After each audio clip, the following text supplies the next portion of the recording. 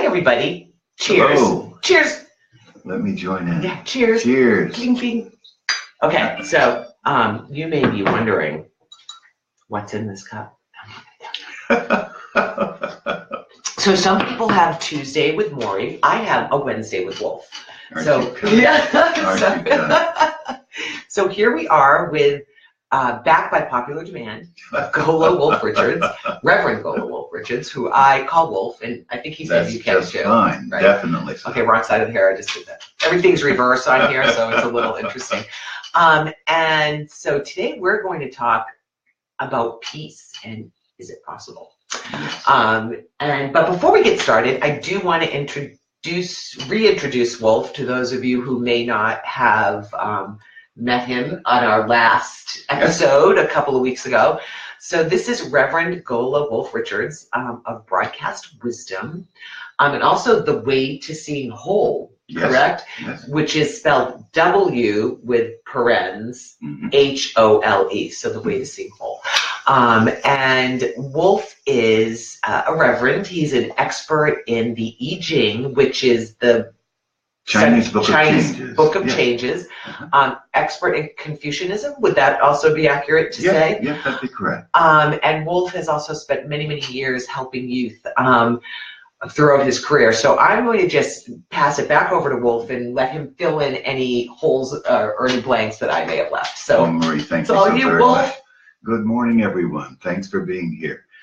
The Way to See Whole is the name of the book that I wrote. It's a commentary, it's a contemplative commentary on all manner of change, all conflict resolution. So it's my way of using a contemplative method of helping us to learn how to see our way to peace. And Marie had mentioned the I Ching, the Book of Changes. Yes. That's a very ancient text from China, ancient China. It predates Confucius. Wow. So about how old, like how many years old? I Ching, we're talking thousands of years. Wow. So it is also a book of divination. So it has been used as an oracle, but it's also a book of philosophy and psychology. So the I Ching is a text that says it concerns all manner of change at all. That means utterly everything. Everything. So in that sense, it concerns consciousness. So that's what I have studied for many years and what I teach. And because it's a really big book, hi Karen. Karen's joined us. Hi Karen. Because it's quite it's quite a deep book to say the least. Wolf is my monarch notes.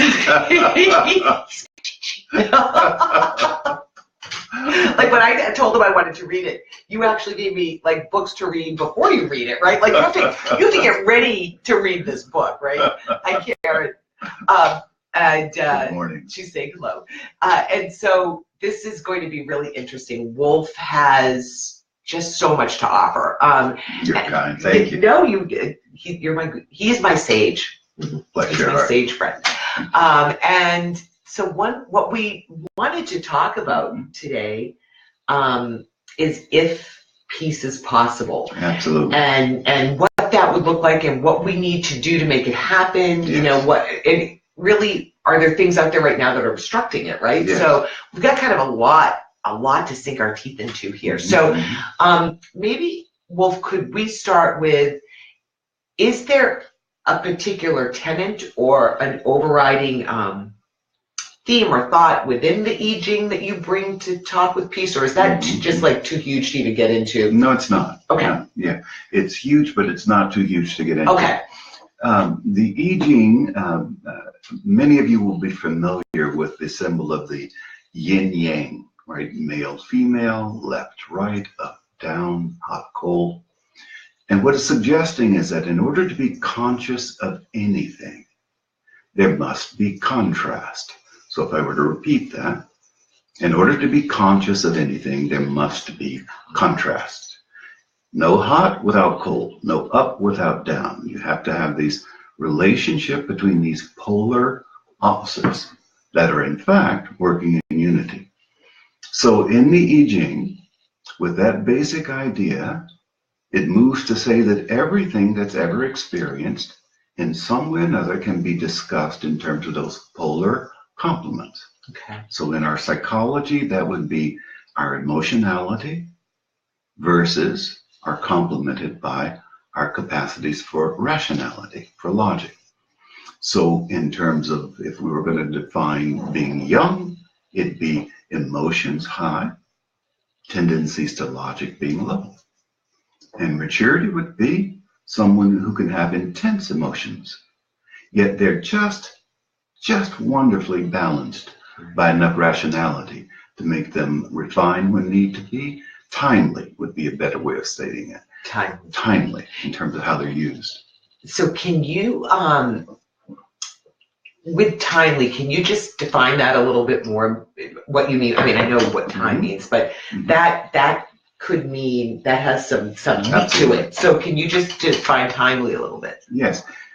In terms of associations, a timely would be associated with health. Timely would be associated with making things cohere, hold together. Timely would be associated with wisdom, right? Increasing in knowledge to act to promote health, right? Act to promote wisdom. Timely would be something that promotes the most mature capacities in human personality. Untimely would be just the opposite. Self-involved. The vision would be more restricted, less comprehensive. Self-involved, so that by means of a narrow perspective, I can say, I like this, I want this, but it doesn't mean that it fits appropriately for health within the status of everything being related as a whole. Okay. Okay, so timely could be another way of saying consciousness, almost. You're more conscious, yeah, exactly. Or awareness, aware. conscious. Absolutely. Okay. Absolutely. And Karen is saying, yes, knowing what you don't like helps you to see clarity about what you do like when you were talking about contrast, right? Yeah. So it gives us more clarity. Good point, Karen. Okay, so we've kind of defined the timely. So with that being said, and talking about really what the overall tenet of the I Ching is, that we need to have those opposites in order to see whole, which is what you actually talk about in your book, right? Yeah, so do I have that right? Yes, that's correct. Okay. Yeah. So now let's talk about peace.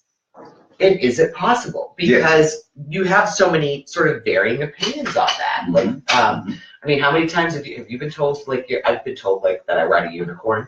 And I'm like, yeah, it's parked in the backyard. It's way less gas than your Hummer. But anyway, you know.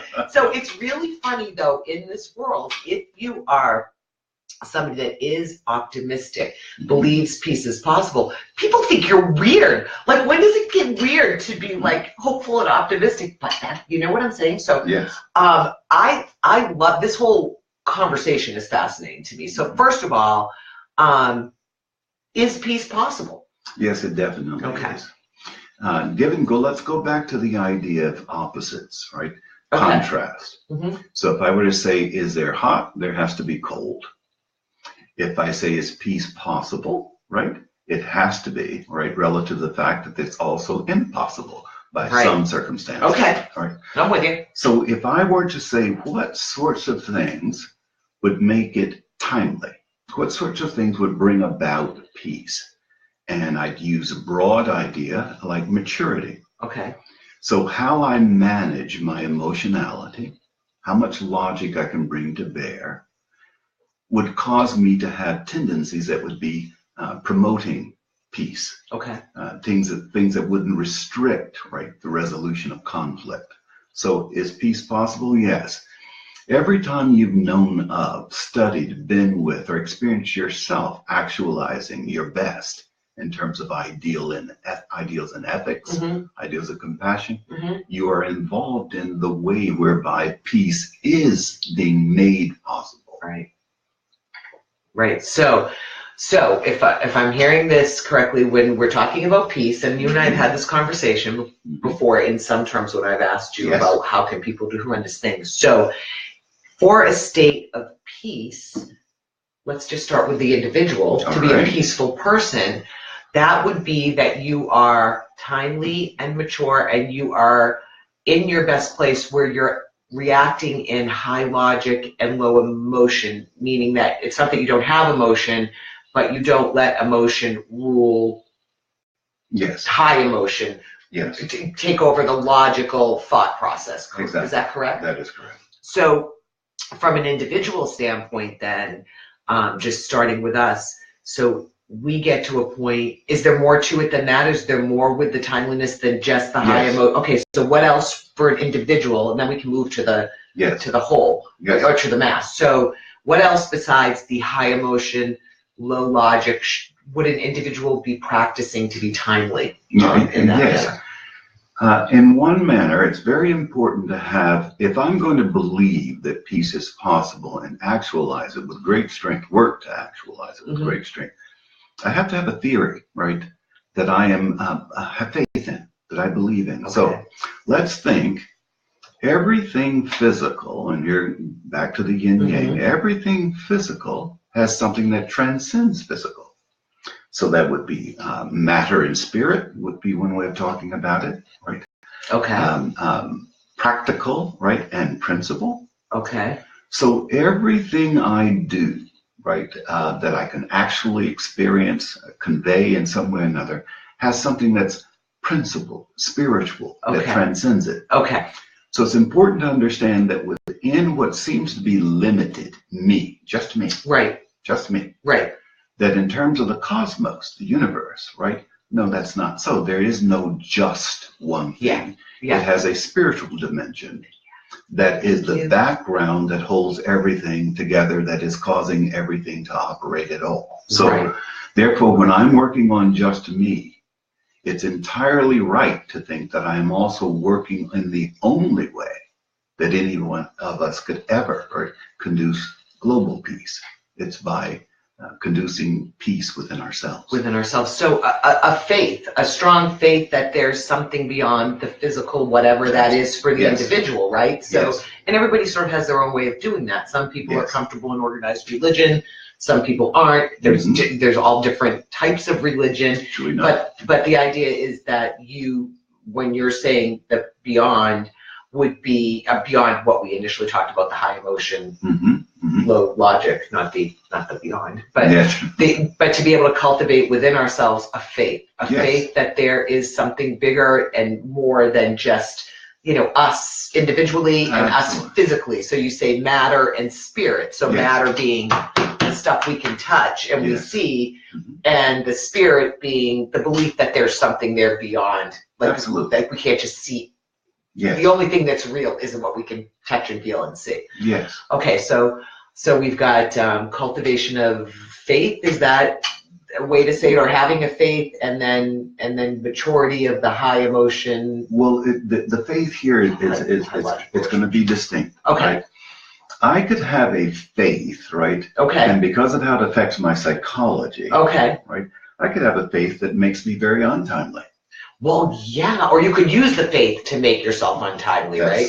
Pretty much saying the same thing. Okay, got it, okay. So more important is to understand, how do I think about, right, the spiritual context in a way that doesn't limit my being timely. Got it. So it's important to, when thinking about that, the care that we have to take is so great, because we have within us, back to that yin and yang, we can be very subjective. Which would mean that objectively, it may not be as we subjectively feel. Okay, now explain that. Give us the 101. Absolutely. Wolf 101 on that. Yeah, subjectivism emphasizes the emotion high, right? Which can promote the logic to tend to be a little low. Got it. So consequently, when I subjectively hold an idea, any disposition, faith, right? The degree to which it is entirely subjective, and not in some way or another having to have some parity with objectivity, could mean that I'm thinking in a way, right, that's more self-involved, not that I would intend it, but more self-involved in what I think. And so therefore, given what peace requires, that degree of self-involvement, right, limits me being functional with regard to that interface between opposites that's required. Right, so the objective would then be being able to take the emotion out of it and look at things objectively and try to put yourself in the other's shoes, for instance. Would that be? I'd be careful with taking the emotion out of it. Okay. It'd be constantly aware. Aware, right? okay, okay, As you had said earlier. okay. Right. So not like high, unmanageable emotion, but, Okay. And even were it to be extremely high, okay, it's that constant awareness of it, as though okay. sometimes I would tell people that it's as though you're directing a drama. Oh, that's great. That you're forever aware of what's going on with the actors and the got scene. it. That's that a great you are analogy. Also directing it at the same time. Very conscious of what you want to have as an outcome. Okay, okay. So the outcome is self-management. Got it. So instead of how I control the other, it's how I control myself in dealing with the other. Right. Okay, so excuse me, I'm having a hot flash, people. Women, you can. Oh, you moved up there, you can relate to this. You know that I'm 39. Okay, so anyway, getting right back to the point of this. Oh, would that be considered objective? There you go. Emotion highlighting. That was exactly that's emotion highlighting. So really, it's our awareness, as you're saying, self-awareness of we're going to have emotions, and sometimes they're going to be high. I mean, there are going to be triggers for all of us, right? Absolutely. So it's really about not saying, okay, how dare you have that high emotion, because it's probably hard to go through life without ever feeling high emotion when you see a contrast. Mm-hmm. But it's how do you manage that? How self-aware are you to manage that? So you can say to yourself, oh boy, I'm getting into that space. Mm-hmm. I see myself getting a little bit like my logic's kind of out the window on this because this is really pissing me off. And being aware and being able to bring yourself back to center or to whole. Yes. Okay, absolutely. so is that? Yes, that's definitely so. We are in the process, right, human beings, right? We're a young species, very young. So if we were to be, we are. So young. We are young. So if we were to say, and with sympathy, compassion, that and I'm saying this as a literal truth, we are a young species. Yes. So consequently, we are having to come out of our infantile stage where it would be understandable, forgivable, right, that we have had history be so ragged as it has been. Mm-hmm. But right now, the environment is saying there's not much room for more tolerance for your infantile or your adolescent selves. Mm-hmm. It's now time to grow yourselves up so that you can imitate what the universe is doing. Right. It's constantly having a beautiful relationship between those opposites, right? And thereby we have life. So we're about to do or not do, right, the imitation of heaven and earth, right? The ideal relationships between our capacities to rationally process things, about which we otherwise definitely feel. You have to feel. Right. So it's how do I process what I feel so that it actually in some form becomes a symbol of how the cosmos works, how creativity in the universe always manages chaos. So I love that. So we're trying to manage actually the chaos within ourselves, which mirrors. So, okay, so we've talked a little bit, I mean, not within the limited time scope. I want to just, if we're okay for moving from self to, okay. So we can cultivate within ourselves, as we've talked about, with self-awareness, having the faith, realizing that there's something besides just me, us, this. Yeah. So now, individually, there are going to be people that are sort of at a different pace on this, right? Or some people that maybe just aren't going to get there in this lifetime, right? Absolutely. So you're going to have others that maybe aren't in that place. So how when we look at peace, it seems like everybody would have to be at that place, right? Or am I wrong? So to have like peace, would everybody have to be in that place, or would we still have some contrast, but the majority, what would that look like? You would want a tendency, because it's always a matter of tendency. It's never going to be static. Okay. You would want the tendency to highly civilize, to life, right? To be strong and getting stronger among larger and larger numbers of people. Okay. But it is also perhaps quite true that where we are in history right now has been born the fact that we're still available to make changes, not having killed ourselves. Right, exactly. We're still here. It has been born by the strength, of personalities, of all the people, and there would be a good number of people around the world historically, who have been trying to do the best they could. Yes. Okay.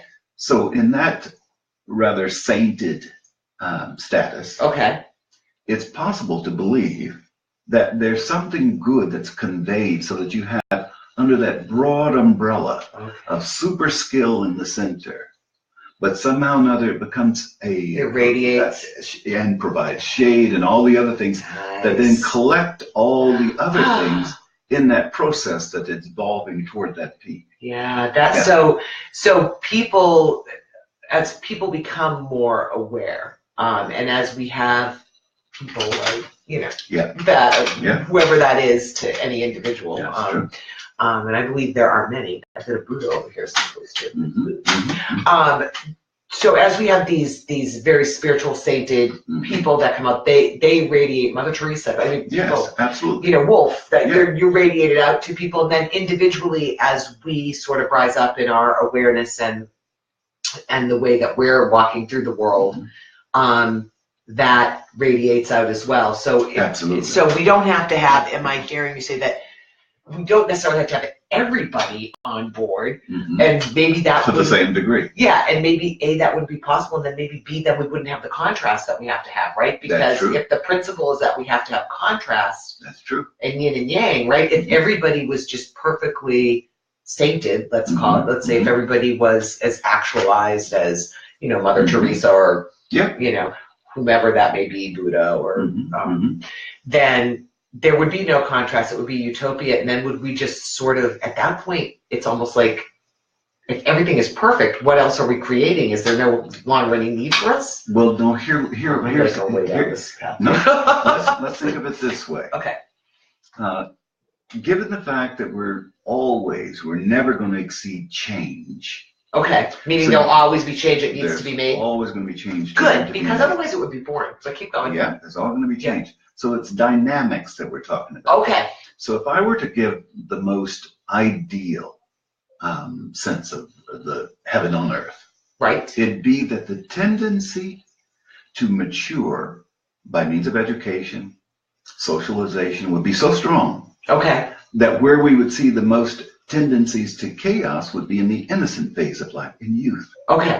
So that therefore, during all these years where it's rather impossible to not have emotion high, to dominate, that's where you would see most of your mistakes being made. And then the tendency by means of education and culturalization would be that we tend to grow out of that so that we are then teachers to the next generation. We hope. Yes, we hope.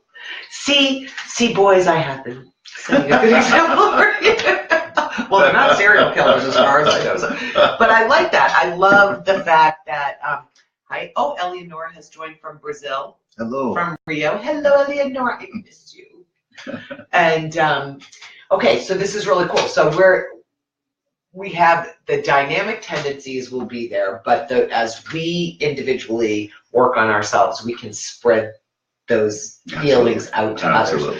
So right now, when we look at, I think that in my lifetime, and I'm older than you, so in your lifetime, right, we've already determined that. So in our lifetime, we were post-World War II. Well, post-World War II, we had the Vietnam War initially, in the 60s into the early 70s. But from that time after, things were pretty peaceful for a while. For the most part, we had that little brief TV war in the Gulf, but things were peaceful. Specifically talking about the U.S. Yeah, just in general. Well, of course, we didn't have the internet until a little bit later, so we weren't seeing what was going on every place else. But things were, and maybe it's the news. Maybe it's that we are connected all over the world, so we're seeing what's happening every place else. But it does feel, it feels like people are really scared right now. It's probably that, I've never heard so many people tell me, if the world doesn't end. And it's like, really people are in that mindset. We're seeing a lot. So are there things that are blocking this from happening that that are going on out there in the world that are blocking people from actual. Okay, so let's talk about that a little bit. Definitely. And I say this with strong, strong compassion. We are always subject to making mistakes. It's what it means to be human. We can make mistakes. Right.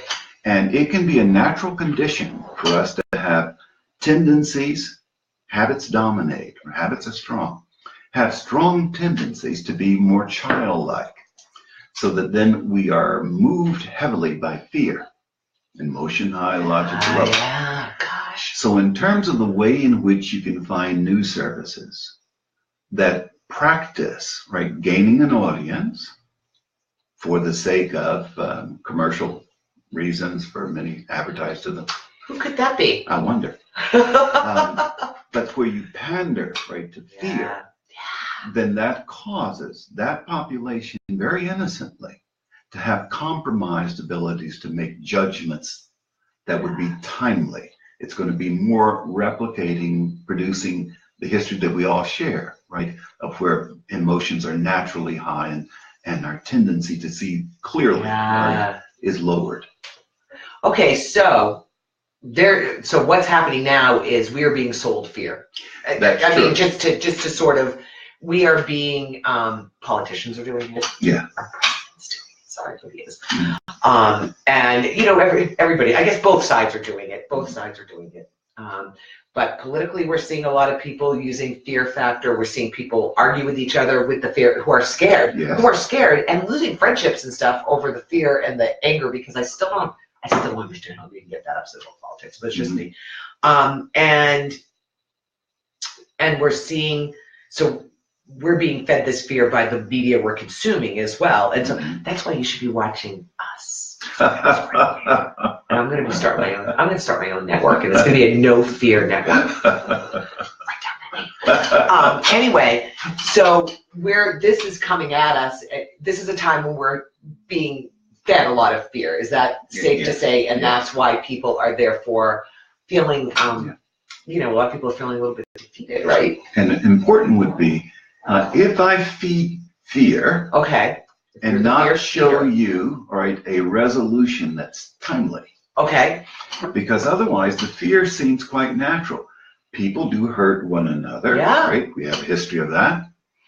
People do neglect one another. We have a history of that, right? People do terrible things. So fear seems totally warranted by the average person. Yeah, it's understandable. It's historic. Yeah. So if I were to offer you a basis of fear, it's going to seem very logical that it's justified. Absolutely. If I don't have you understand how it could be changed from a fearsome environment, if I don't educate you as to how it can be done, then I've only left you with fear. So that's the problem. We don't have adequate elevation of the type of approach to human psychology so that people can gain faith in how we can psychologically mold potentials not to be so fearful. So basically what we're seeing is a lot of, in my non-EG layperson terms, so what it seems to me is happening with a lot of things is we're being fed the problem. The problem. This is the problem. This is the problem. But nobody's talking about the solution. That's true. And by means of habit, we can be conditioned so we're not available to even hear the solution. Yeah. And that's a historic truth. We are more conditioned by our immaturity, and it's not being said as a put down. That's just a natural fact. We're much more conditioned by that than we are by our maturity. What we've done is we worship instances, personalities that are mature. We worship them, but we don't spend a lot of time actualizing them. Or trying to be like them. Exactly. Yeah. And in many ways, worship undercuts the job that needs to be done, which is to honor by means of actualizing, as opposed to honor by means of worship. So, in other words, what's the most sincere form of flattery is with imitation, right? Exactly. So we should be, what we should be doing with these people as rather than revering them, trying to imitate them as much as possible or actualizing and being like them. Yeah. But we always say, I can't be like that, you know. And again, that sort of thought, when it's Yeah. entered into history, Yeah. right, makes us comfortable with not progressing. Right? It makes it easy to do naughty things. Exactly. It's okay to do naughty things. Look at that. Look at that. Can we define naughty? Yeah. So the consequence that we have now is with great sympathy. We have to realize habits, conditioning, cycles, they exist in the universe. We aren't going to escape those. So therefore, with great sympathy, we have to think, I'm not always on top of myself, not because I wouldn't like to be, but because collective habit forces tend me to move in the wrong direction. If I understand that, because it can be, that's a powerful little piece of information. If I understand it and apply adequate compassion and also discipline, I can start to move and move progressively. Any movement that's progressive is important movement. None of it's insignificant. So in terms of how we understand all the changes, right, all consciousness, all history, I hate you, I love you, all of it's understood together is going to conduce to understanding human psychology. Left, right, emotion high, low, so that I can contemplate that factor, contemplate it all the time. So it conduces to my being aware, awake to how all changes are happening and how I can deliberately influence changes to move in the direction of peace. Yeah, yeah. And there's so much there. I mean, we're moving in on 30 minutes, so we'll wrap it up here, and we'll be back. We'll be back. Yeah, Wolf and I are going to be having a recurring show, so we'll be back. Absolutely wonderful. Thank you for being here in the audience. Thank you so much. Yeah, but I just with that thought, because there's so much there that we were just talking about. So just sort of to sort of wet the whistle of things we can further discuss in other shows, but the fact that we're habitualized to think we can't be this saintly person. True enough. And then just as food for thought, are we sometimes rewarded for not being We are entirely rewarded. I mean, think about people that are addicted to drama. Think about people that are addicted to self, defamation or there's a reward. There's an intention that people are given attention for some of these things. Victimization, being a victim. Not that people aren't really victims, but I've met people. I got to tell you, I've met people in this journey with Daughters of Change that have been through stuff that you can't even imagine, that do not walk through the world as a victim. I mean, they go through it and they call themselves survivors, and so anyway, there's a lot of food for thought around that. I guess we could get it into. I look forward to it. But Wolf, I want you to leave us with the last word. What's your tip? What's the one thing that you would like people to practice? Is there something that, or just whatever you'd like to say to the world? There's a line that I wrote in the book, The Way to See Whole, which, by the way, you can download for free. It's audio. Download it for free from broadcastwisdom.com. Broadcastwisdom.com. And I'm going to put, while he's talking, I'm going to do this. But there's a line there, and it says, understanding the nature of change changes the nature of understanding. Understanding the nature of change changes the nature of understanding. So download the book, contemplate it, and we'll be back. Did I spell that right? I can't even see. Broadcast. Oh, there it is. It's there. Okay, I couldn't see. Okay, everybody, thank you so much. Thanks Eleanor, Karen, Rick, Ellen, thanks for being with us. Thank you. And Thank you. We will be back. I look forward to it. Bye-bye. Bye-bye. Oh, good, it came up.